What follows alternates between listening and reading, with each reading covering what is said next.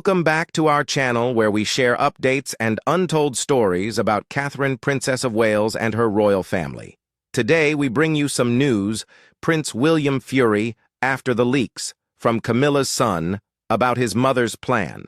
Recent allegations from persons purportedly well-informed about the operations of the royal household depict a phase of significant internal tension within the British royal family, reportedly instigated by revelations ascribed to Tom Parker Bowles, the son of Queen Camilla. The discoveries, as reported in media and private discussions, pertain to the Queen's alleged intentions for the public positions and official acknowledgement of her family members within the larger royal structure. These statements have reportedly caused significant discomfort, particularly for the Prince of Wales. The narrative, as detailed by sources, has intensified the existing strains on the family at a time when the household is already managing the health treatments of King Charles III and the ongoing strategic challenge of delineating and safeguarding the monarchy's role and purpose in the early 21st century. Accounts from individuals characterized as close to the conversations depict a scenario of tension that is both personal and institutional. Personal matters include typical familial tensions, variations in temperament, conflicting loyalties, and the increased worries that accompany loss, new responsibilities, and changing household dynamics. Institutional considerations include symbolism and precedent, the presence of individuals, the insignia they display, official recognition at events, and the exclusion of certain individuals. For an organization that mostly relies on identifiable traditions and constant visual signals, such choices have implications that extend beyond the private domain. Consequently, revelations of discussions or suggestions that seem to modify such signals may incite discourse well beyond the salons where they were ostensibly deliberated. The allegations about Parker Bowles have been seen in this context not as a familial dispute, but as a possible source of institutional fragility during a critical political and social juncture. The sources depict Prince William as being both shocked and profoundly upset by the revelation of allegations detailing a series of strategic maneuvers purportedly considered or at least discussed by his stepmother, Queen Camilla. The Prince of Wales reportedly saw the alleged intentions not only as unconventional, but as a violation of established royal procedure and traditions. The response, as reported by several sources, was swift and forceful. A senior prospective sovereign responding to any perceived effort to alter the monarchy's public image would surely do so with notable passion due to the significant personal and constitutional stakes at play. Beyond a breach of etiquette, these purported actions are characterized as a possible danger to the enduring stability and symbolic integrity of the Windsor lineage. The legitimacy of the monarchy largely hinges on its capacity to demonstrate a coherent succession order and to clearly delineate by ceremonial and practical means the individuals occupying the pivotal positions within that order. Individuals familiar with the circumstances indicate that the response to these revelations has intensified pre-existing sensitivities within the family, creating an environment of increased fragility at a moment when cohesion and clarity of intent are often seen crucial. This fragility is exacerbated, as noted by observers, by persistent public inquiries over the institution's usefulness, its expenses, and its alignment with modern societal norms, issues that are intensified when private disputes are exposed publicly. The dispute centers on what insiders describe as a deliberate effort by Queen Camilla to elevate the public prominence and official position of her children and grandchildren. Critics in royal circles contend that such a campaign would obscure the meticulously preserved separation between the sovereign's direct line of succession and the extended family that enters the royal sphere via marriage. The dispute is not only social or emotional. It concerns the representation of individuals as symbols of the crown against those seen as external to the active institutional core.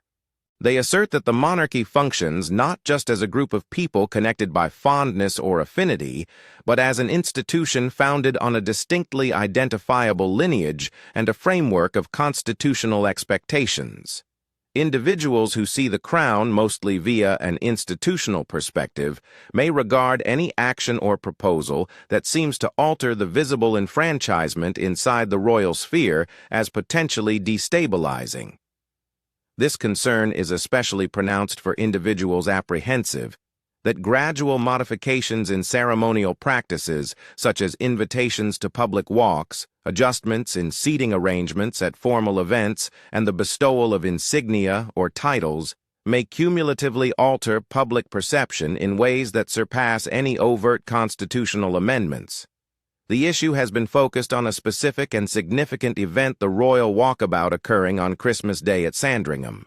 The assertion about this event is that Queen Camilla wanted her son Tom Parker Bowles and his family to be formally recognized among the senior royals during the well-documented journey from St. Mary Magdalene Church to acknowledge the assembled crowd outside the estate.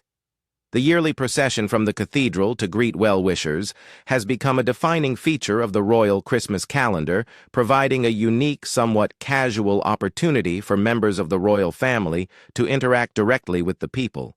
Historically, participation in the walkabout has been confined to a select group of royals.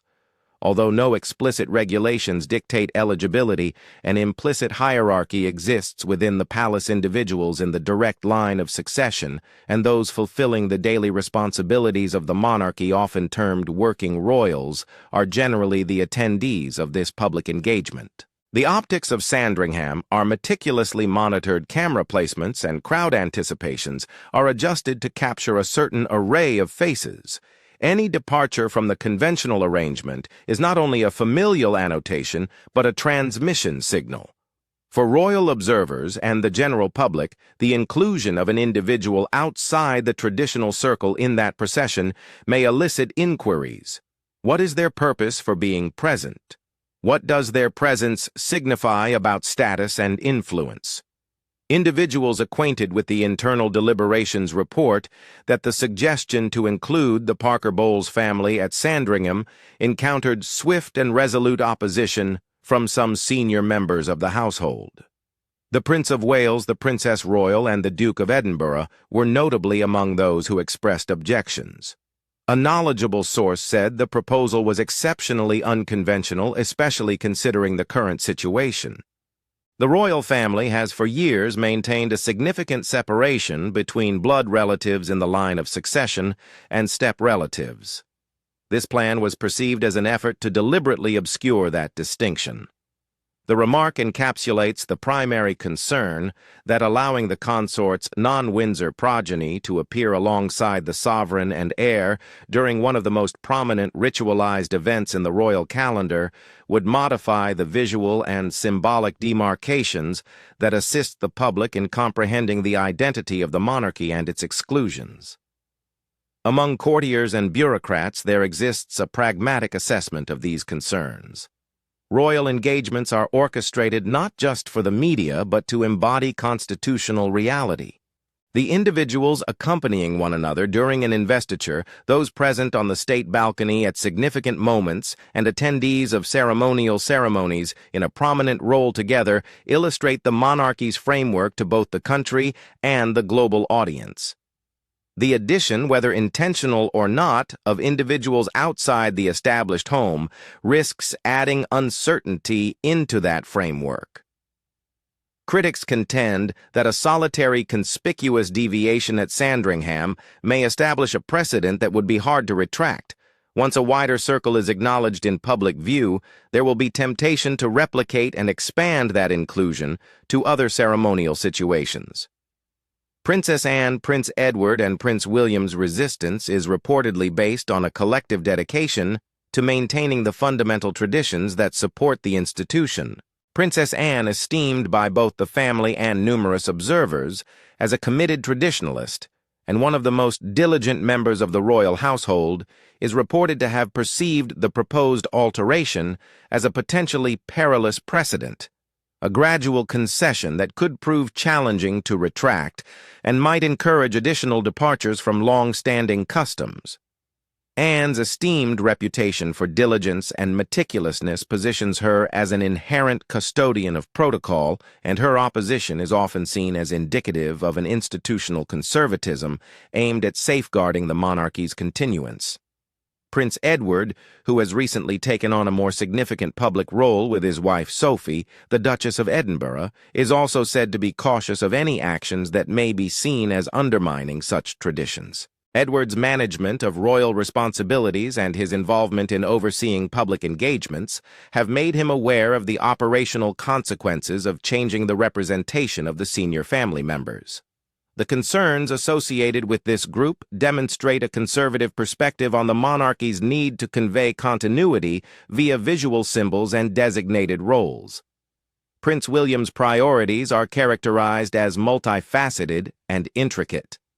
As the direct successor, he reportedly has a profound feeling of obligation to ensure the institution's continuation and the transparency of the transition.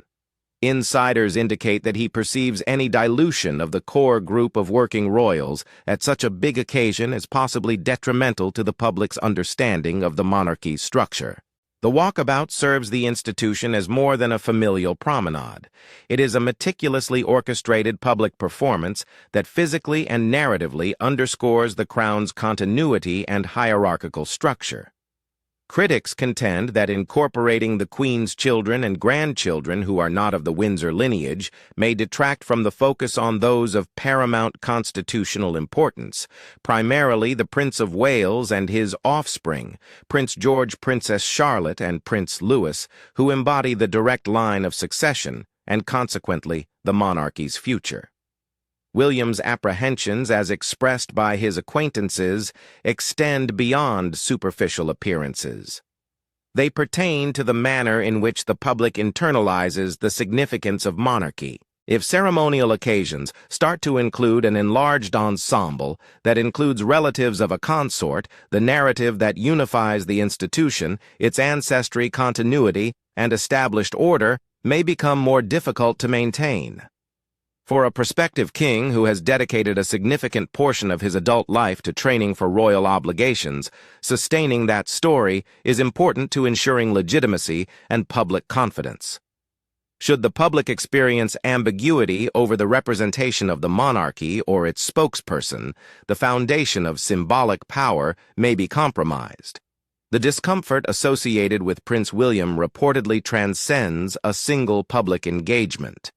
Insiders at the palace have allegedly indicated that he saw the Sandringham plan not as a singular occurrence, but as perhaps the first most prominent phase of a more extensive approach. William increasingly suspects that Queen Camilla is systematically constructing a case to persuade King Charles to bestow royal titles or formal status onto her progeny. If realized, such a scenario would be very uncommon. The sovereign has the authority to establish peerages and confer titles, and traditionally, royal family members have been awarded honors and positions at the sovereign's discretion. However, as sources close to the Prince of Wales have noted, the idea of establishing formal royal recognition for the children of a consort, individuals connected by marriage rather than by the monarch's bloodline, would constitute an unprecedented arrangement in contemporary times, distinct from traditional royal grants and likely to provoke significant public and constitutional examination. The intricacies of royal titling and style are elaborate and grounded in centuries of tradition. Formal acknowledgement as royal, denoted by the title His or Her Royal Highness, is often granted by letters patent given by the monarch. The crown may bestow peerages and other honors, often acting on ministerial counsel in these issues. Historical alterations to royal styles demonstrate that modifications to the formal composition of the functioning royal family are feasible. Nonetheless, such changes are often deliberated with caution, are politically delicate, and occur seldom. Any proposal to utilize such mechanisms for integrating the descendants of a consort into the official royal roster would raise inquiries regarding the decision-making process, the individuals consulted including government ministers, and the public's perception of the alteration. Proponents of this worry highlight the extensive constitutional and symbolic ramifications that would ensue from any such alteration. The British monarchy is founded on hereditary succession and a recognized concept of royal identity that favors the lineage directly linked to the king. Any perceived effort to broaden the official royal circle to include a consort's family may, in the opinion of opponents, raise inquiries about equity, the significance of the crown as an institution grounded in lineage and continuity, and the possibility of perceived favoritism. A knowledgeable insider articulated Prince William's concerns succinctly. William is exceedingly wary of any actions that might undermine the public's perception of the core royal family. He sees this as far more than mere public appearances. It is a strategic effort to reorganize the family hierarchy and integrate the Parker Bowles lineage into the official institution of the monarchy. These problems are not just theoretical. The belief that titles or visible status are used to promote certain family branches may exacerbate political discourse on the monarchy's role and finance, perhaps inciting legislative examination or popular demands for change. Despite the lack of formal alterations, persistent public representations that merge the royal lineage with a consort's family may alter perceptions of dynastic legitimacy.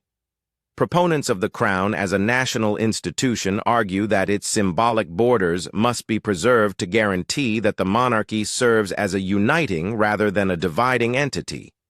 Sources acquainted with the family's internal dynamics indicate that this apparent maneuvering has exacerbated the chasm of distrust between the Prince of Wales and his stepmother. The prince's concern, as said, pertains not just to appearances, but also to the enduring integrity of the institution. The concern is that granting titles or otherwise solidifying the consort's progeny within the official royal structure would engender both practical and symbolic complications, practically as the distribution of roles, duties, and public responsibilities may become convoluted, symbolically as it could prompt the public to scrutinize the uniqueness of the Windsor lineage and the principles sustaining it. An unidentified royal advisor said succinctly, "The Prince of Wales contends that any attempt to divert attention from the Windsor lineage jeopardizes the fundamental principles that have upheld the monarchy for centuries. The emphasis should stay on the sovereign and the direct line of succession." This aide's comment reflects the rationale derived from both historical precedent and future-oriented caution during periods of uncertainty. Definitive indicators of continuity may provide stability. Advisors to the prince contend that safeguarding clarity is paramount, taking precedence over transient preferences or overt displays of family participation. A new interview conducted with Tom Parker Bowles has further complicated an already delicate issue. During the promotion of his new book, Cooking and the Crown Royal Recipes from Queen Victoria to King Charles III, he engaged in a discussion with The Telegraph that, while ostensibly focused on culinary history and the origins of dishes associated with various reigns, subtly transitioned into the sensitive realm of familial dynamics and the private affairs of the royal circle. A significant portion of the discourse focused on the book's content, an examination by Parker Bowles of royal culinary customs and anecdotes, yet his comments on his stepfather King Charles and his stepbrothers, Prince William and Prince Harry, garnered notable notice. Parker Bowles is a notable public figure, a cuisine writer and broadcaster who has had fluctuating levels of media attention throughout the years. His closeness to the Queen Consort and his personal stature provide him a delicate channel for information on intimate home affairs. During the interview, Parker Bowles aimed to express a position of respectful detachment from the most contentious aspects of royal family matters, stating, "I realized many years ago not to involve my clumsy fingers in the affairs of William and Harry."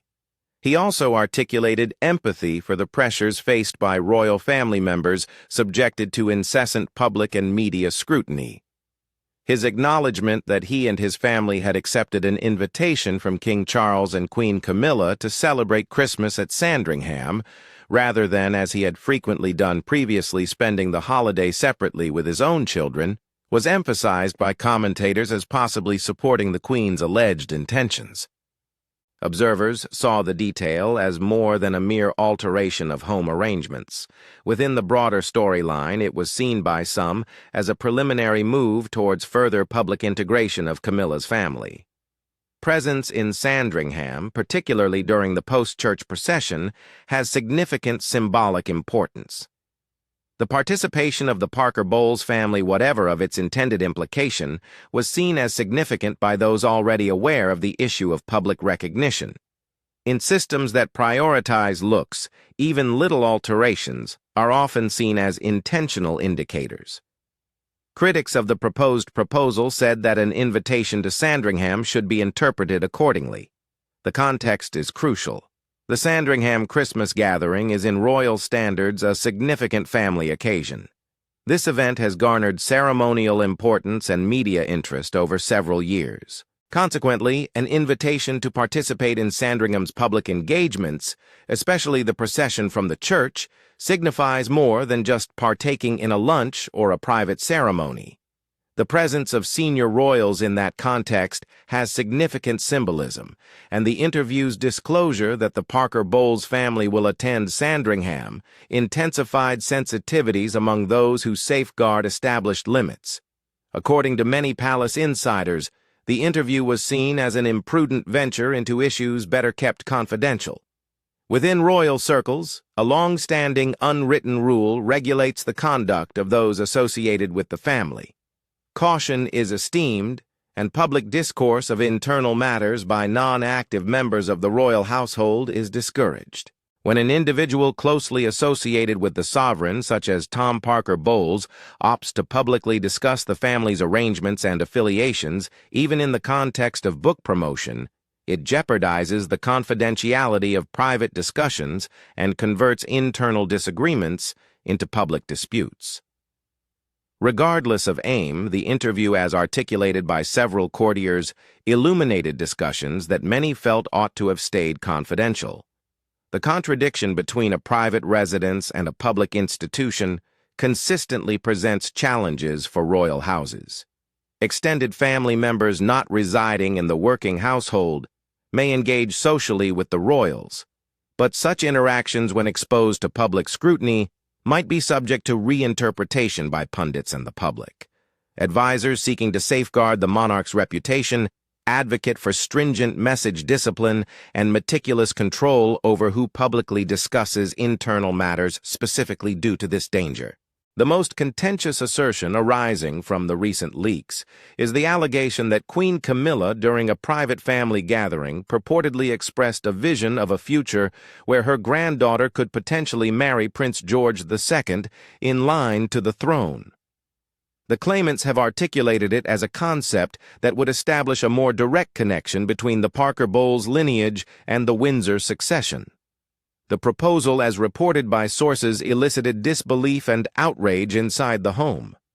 For many in the family, the concept evoked a nostalgic reference to the time when dynastic marriages were explicitly utilized as strategic instruments to consolidate power and unify rival factions, a practice observed in earlier historical epochs throughout Europe where marriages frequently fulfilled dynastic and geopolitical objectives. The news of this purported idea has elicited vigorous responses. Some have regarded the narrative as improbable or as gossip exaggerated beyond its original context. Others have characterized it as proof of a fundamental misunderstanding by the Queen about the constraints of her role as Queen Consort. According to one insider, Prince William reportedly reacted to the claim with remarkable decisiveness and overt rage. He allegedly saw the concept not just as unsuitable, but as an unacceptable infringement on both familial privacy and the constitutional regulations governing royal matrimony and succession.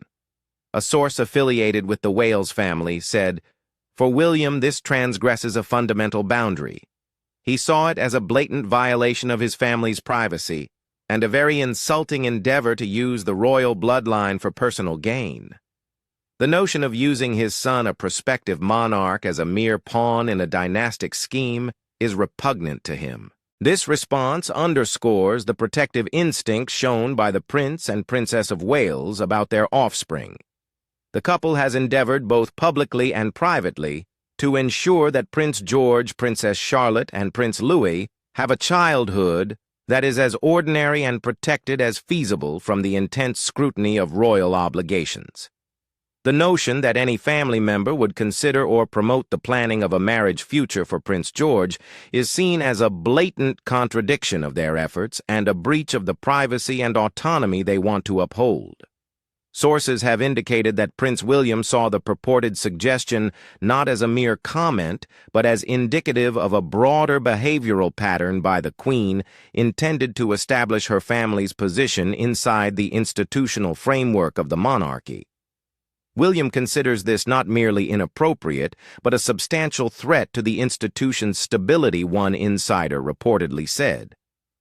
The concept of engaging Prince George in such initiatives appears exceedingly exploitative to William, who is steadfast in safeguarding his children from being utilized as instruments for any personal or political agenda within the family. His position, as understood by those acquainted with his perspective, reflects a commitment to thwart any internal pressures that might be perceived as exploiting his progeny for familial gain. In a distinct yet connected incident, Queen Camilla has been accused of making another purportedly imprudent remark in which she allegedly suggested that Prince George may never ascend to the throne. The context and exact phrasing of the reported comment remain ambiguous in the circulating accounts. However, the notion that such a sentiment may have been articulated privately has nonetheless elicited astonishment among certain observers. A royal historian characterized the allegation as an assault on a fundamental principle of hereditary monarchy, questioning even informally a future sovereign's entitlement or probability of succession undermines the foundational assurance of continuity that bolsters public trust in the institution. The historian reportedly said, "To imply that the direct heir of the second generation will not realize his destiny as king is to undermine the fundamental principles of hereditary monarchy. It is simultaneously bold and imprudent. A statement of such kind jeopardizes the alienation of a populace that has significant emotional and patriotic commitment in the monarchy's continuance, now represented by the Wales family." Observers have interpreted this purported remark in many ways. Some consider it as a further endeavor, whether deliberate or unintentional, to generate ambiguity over the Windsor succession to augment the perceived importance of the Camilla family. Some saw it as a personal manifestation of concerns for the monarchy's future, spoken in bad taste at a time of vulnerability. Observers highlight a distinction between genuinely challenging the institution's direction in private discourse and making statements that may be seen as undermining the institution's core narrative. Irrespective of intent, the statement reportedly caused concern due to its possible political and public relations ramifications. The public's perception of the monarchy is significantly influenced by coherent narratives of continuity and legitimacy, and remarks that seem to jeopardize those narratives threaten to diminish public trust at a moment when the institution is already confronting multiple challenges. These problems have elicited a robust public reaction. Following the emergence of the report's social media platforms, internet forums, and opinion pages transformed into arenas of fervent discussion and critique. A multitude of people expressed their ire and discontent with the notion that the Queen could be attempting to promote her own family in manners deemed contradictory with the constitutional and symbolic responsibilities of a consort. Digital commentary varied from indignant posts asserting that the Queen must know better to more satirical and derisive responses, including memes and other online expressions that underscored the perceived disparity between personal ambition and the public duties associated with the crown. A famous royal critic succinctly captured the popular sentiment with a widely disseminated post asserting Prince George embodies the future of this monarchy. Any proposal to modify or disrupt his trajectory is an insult to his future. The Queen must be cognizant of the ramifications of undermining the institution she is meant to uphold. Such sentiments underscore a fundamental apprehension among numerous citizens and analysts that personal or familial ambitions should not supersede the constitutional and symbolic obligations of the monarchy, particularly during a period of generational transition and public examination. There has been significant concern among specialists and seasoned observers. Veteran royal analyst Richard Fitzwilliams said that the Queen Consort's appropriate position should be one of support and togetherness rather than division. Queen Camilla's role should exemplify support and unity rather than division, he reportedly said. The alleged remarks and actions, if accurate, underscore the fragility of her position. She serves as the Queen Consort, an essential supportive figure. However, she is not the monarch, nor is her family part of the line of succession. Preserving that difference is essential for institutional integrity. Fitzwilliams's remarks echo a wider expert apprehension that the institution operates most effectively when responsibilities and limits are respected and when the symbolism of the crown remains clear and comprehensible to the people. Other critics, while recognizing sensitivity, provided a level of nuance. Some contend that contemporary family structures inherently introduce problems for a traditional institution, and that the household's role is to navigate these intricacies without permitting personal allegiances to overshadow institutional obligations. This opinion underscores that the monarchy has evolved in several ways, and that the incorporation of blended families into public life is not intrinsically difficult, provided it is approached with careful consideration of constitutional indicators and public expectations. In essence, inclusion does not necessarily equate to elevation. The critical factors are the presentation of persons and the degree to which their public roles are defined and constrained. These scandals emerge at a very delicate juncture for the royal household. The king's health complications and continuous medical care are a focal point of persistent scrutiny and anxiety, while the family has been grappling for an extended period with the repercussions of the discord with the Duke and Duchess of Sussex, an alienation that has altered public discourse regarding the monarchy's internal unity. Furthermore, the monarchy has under persistent pressure to conform to modern ideals of openness, relevance, and social responsibility. The institution's enduring sustainability is often seen to depend on its capacity to communicate unity, responsibility, and continuity attributes that instill public confidence and validate the monarchy's ceremonial and constitutional roles. The new disclosures and the internal disputes they have revealed have heightened concerns over the family's ability to demonstrate the unity necessary to maintain public trust. The discrepancy between Queen Camilla's purported aspirations and the conventional expectations associated with her post highlights a fundamental challenge for a contemporary monarchy that must harmonize mixed family dynamics with strict ceremonial and constitutional protocols. Blended families are a commonplace phenomenon in modern society, including within the royal household. However, the monarchy's requirement for definitive succession lines and a stable public image imposes distinct limitations on the public expression of these relationships, potentially compromising institutional clarity. In this background, it is clear why advocates of a conservative stance contend that individual ambitions should be sacrificed to the paramount need of preserving the crown's unity and legitimacy. The trajectory for the Prince and Princess of Wales, as depicted by astute observers, entails a diligent safeguarding of family privacy and institutional integrity. Prince William's primary duty as the future king, as asserted by his acquaintances, is the safeguarding of the crown and its traditions. The recent incidents are said to have strengthened his determination to safeguard both the institution and the psychological well of his children from the demands and complications associated with intricate family dynamics in the public eye. The couple's persistent attempts to protect their children from intense royal scrutiny by striving to provide them a somewhat normal upbringing highlight a commitment they are allegedly prepared to defend vigorously. For Queen Camilla, the allegations and subsequent controversy indicate that a reassessment of public demeanor may be prudent.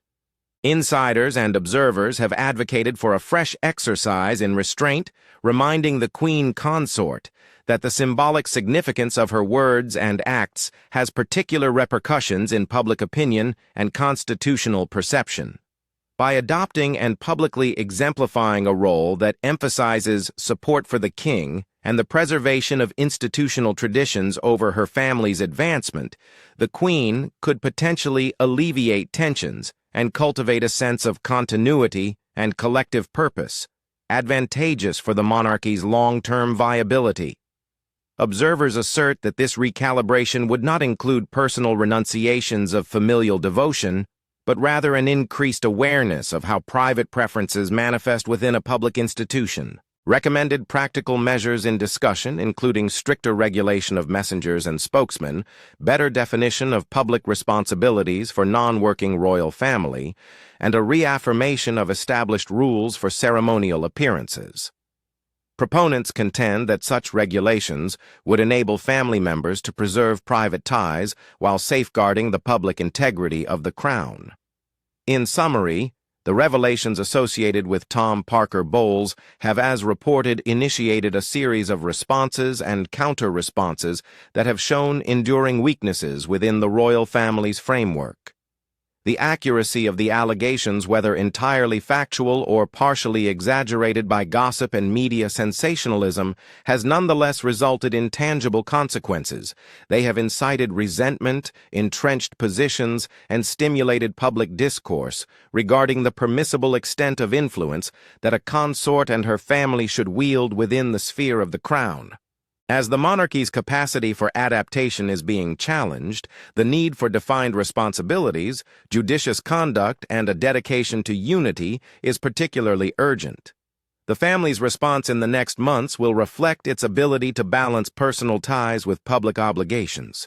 The next trajectory for the senior family members will need a meticulous balance between private familial allegiances and public responsibilities, an equilibrium seen essential by many for the institution's legitimacy and the likelihood of Prince George's future ascension. If the lesson from the recent revelations is acknowledged, it will need restraint, caution, and a collective understanding that the maintenance of the crown's continuity must supersede personal aspirations within the family. The monarchy can only navigate current turbulence and reassure the nation by reaffirming the symbolic clarity that fosters public confidence and ensuring that personal impulses do not lead to structural changes without widespread consensus and constitutional clarity. The objective is both pragmatic and ethical to maintain the monarchy's perception as an institution that transcends personal interests and represents continuity, service, and national unity in the public's view. The outcome of recent events as either a transient occurrence or the start of a prolonged realignment within the home largely hinges on how senior members decide to see their own responsibilities in relation to the institution they collectively represent. Thank you for watching the video. Please let us know your thoughts, and goodbye for now.